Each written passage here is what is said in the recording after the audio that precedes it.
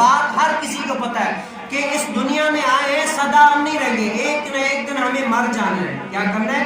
ایک نہ ایک دن مر جانا ہے۔ لیکن قرآن میں آپ پڑھیں جنہوں نے اللہ تعالیٰ کو راضی کیا، جو اللہ تعالیٰ کو راضی کرنے میں لگے، قرآن نے ان کا نام آج تک بھی زندہ رکھا ہے۔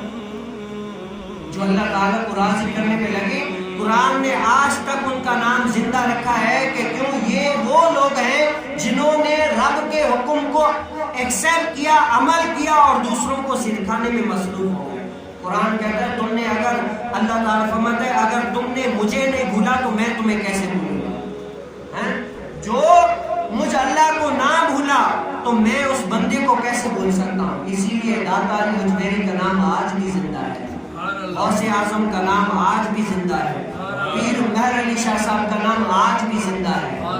اسی لیے کیوں؟ یہ ایسے بندے ہیں جنہوں نے اللہ تعالیٰ کو راضی کیا، جنہوں نے اللہ تعالیٰ کی رضا کو اپنی رضا سمجھا، جنہوں نے اللہ تعالیٰ کے ہر حکم پر لبیک کہا کہ میرا رب جو فرمائے گا میں اس پر راضی ہوں۔